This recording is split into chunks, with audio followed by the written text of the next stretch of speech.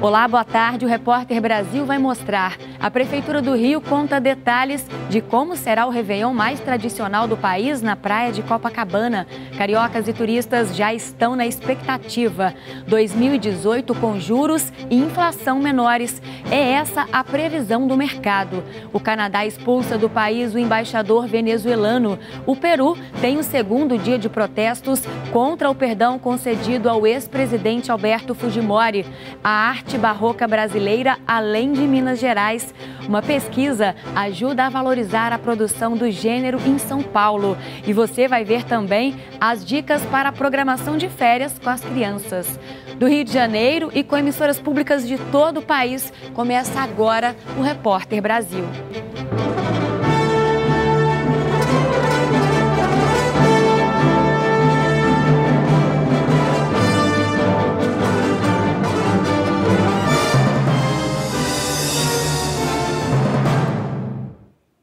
Milhões de pessoas são esperadas na praia de Copacabana, na zona sul do Rio, para a maior festa de Réveillon do país.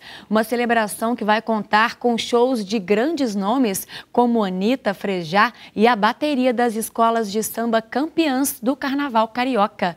E mesmo faltando ainda 5 dias para a virada, o Rio já está cheio de turistas que aguardam ansiosamente a chegada de 2018.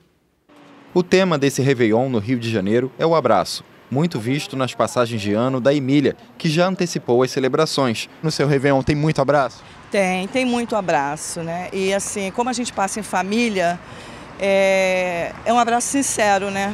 Melhor do que o abraço é saber que o abraço é sincero. Expectativa, às vezes, é sinônimo de lista de promessas para o ano novo. Eu faço sempre umas metas, né, do que eu conquistei esse ano, do que eu ainda não conquistei, aí eu passo para as metas do ano que vem.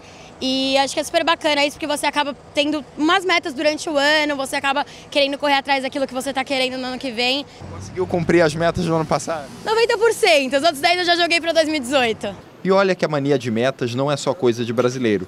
O casal da Dinamarca passa o Réveillon pela primeira vez no Rio e também tem uma listinha. O Ryan quer viajar mais e trabalhar menos. E a Ula quer ter uma dieta, quem sabe, um pouco mais saudável. Todos os shows em Copacabana vão acontecer neste palco, mas quem estiver em outros pontos da praia também vai poder acompanhar. Em toda a orla vão ser instalados 10 telões e 30 torres de som. E este palco aqui já começa a ser utilizado na sexta-feira, com uma apresentação da Orquestra Tabajara comemorando 100 anos. O Rio de Janeiro esse ano está batendo recorde em ocupação hoteleira, são mais de 90% de ocupação, recorde porque hoje nós temos o triplo de capacidade em quartos para atender a todos. Aqui em Copacabana, a expectativa melhor são 3 milhões de pessoas vivenciando esse clima num tema que vai mexer e vai emocionar a todos. O tema é o abraço.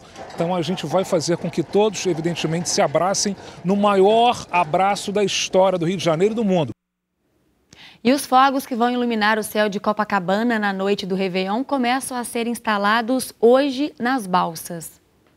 As balsas oceânicas, de onde serão disparadas as 25 toneladas de fogos de artifício que marcarão a virada para 2018 de Copacabana, já estão aqui no antigo terminal das barcas da Ribeira, na Ilha do Governador. Hoje começa a montagem dos fogos nas 11 embarcações. Em seguida, elas passarão por testes de segurança e logo após serão puxadas por esses rebocadores para a praia de Copacabana.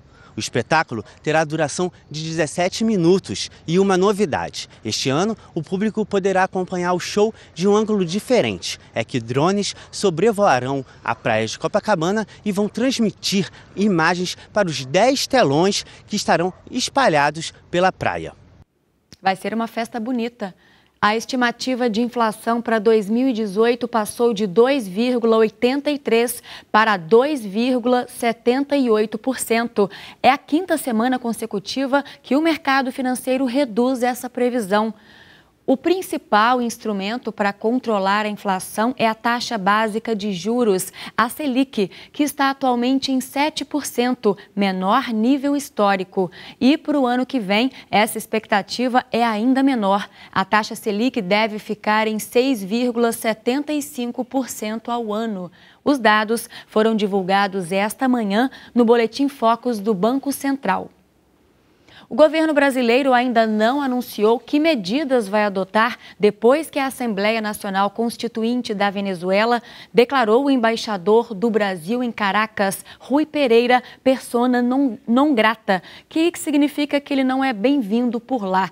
O Canadá, que também teve seu representante rejeitado, já declarou que vai expulsar do país o embaixador e o encarregado de negócios venezuelanos. A repórter Selma Dias tem as informações sobre esse impasse diplomático, não é, Selma? Boa tarde para você. Oi, Flávia, boa tarde a você, a todos. Olha, essa ação do Canadá de expulsar o encarregado de negócios venezuelano, impedir o retorno aí do embaixador, é na verdade um revide. Na semana passada, a Venezuela fez a mesma coisa com o representante canadense lá em Caracas. Tudo começou porque o presidente Nicolás Maduro não gostou das sanções que foram impostas pelo Canadá contra funcionários venezuelanos aí acusados de atos de corrupção e também violação de direitos humanos. Maduro entendeu esse ato aí como uma intromissão nos assuntos internos do país. Aconteceu a mesma coisa com o Brasil na semana passada.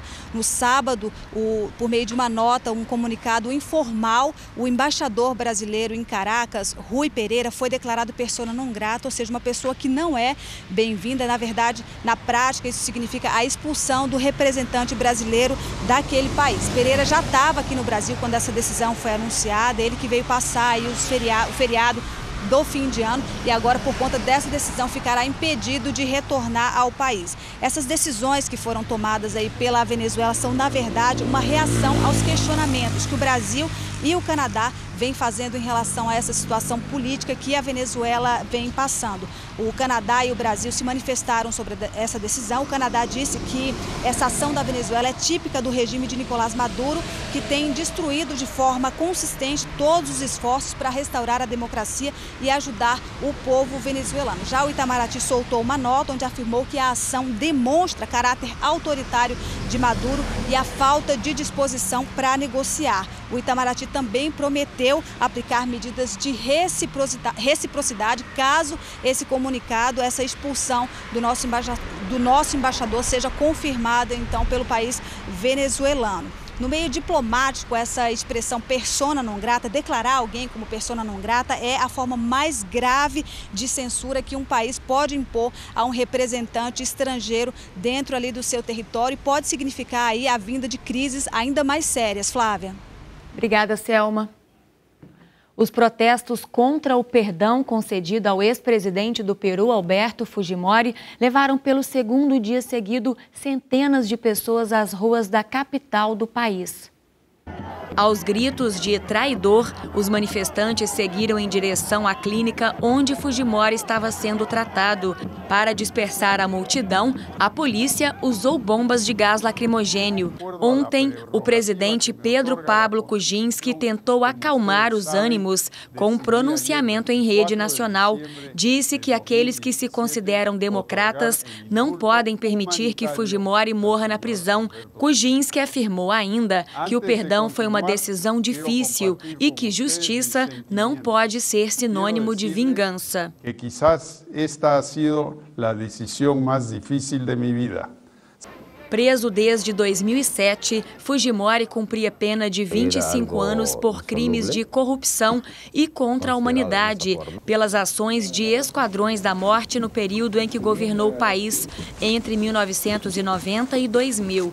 Na época, o Peru enfrentava os guerrilheiros do Sendero Luminoso, mas civis também foram executados. O perdão veio em forma de indulto humanitário depois que os médicos disseram que Fujimori, de 79 anos, sofre de uma doença degenerativa e incurável e que as condições na cadeia representam um grave risco para a vida dele. Os críticos do governo denunciam um acordo político no qual o perdão foi uma moeda de troca para que o presidente Kuczynski conseguisse os votos que o salvaram do impeachment semana passada. Kuczynski é acusado de receber propina da Odebrecht. Advogados das vítimas dos esquadrões da morte apelaram à Corte Interamericana de Direitos Humanos e tentam agora anular o perdão a Fujimori. Ainda no hospital, o ex-presidente Alberto Fujimori divulgou um vídeo em que pediu desculpas aos peruanos que desapontou durante o seu governo. Na Rússia, um líder da oposição ao presidente Vladimir Putin foi impedido de participar das eleições presidenciais do ano que vem. O Comitê Eleitoral Russo entendeu que Alexei Navalny não pode concorrer devido a uma condenação criminal passada. Navalny é um dos principais críticos do presidente Putin e diz que a decisão tem caráter político. Ele anunciou que não vai reconhecer o resultado das eleições. Putin é o favorito, com mais de 70% das intenções de voto. Uma manifestante que invadiu o presépio montado no Vaticano no dia do Natal foi detida pela polícia. A ativista do grupo Fêmen, que estava sem a blusa, tentou arrancar a estátua do Menino Jesus na Praça São Pedro, poucas horas antes da tradicional mensagem de Natal do Papa Francisco. Aos gritos de Deus é mulher, ela foi impedida por um policial e detida. O grupo feminista nasceu na Ucrânia e na internet eles afirmam que o objetivo é completar a vitória contra o patriarcado. No próximo bloco, a pesquisa que traz descobertas sobre os tesouros da arte barroca no estado de São Paulo.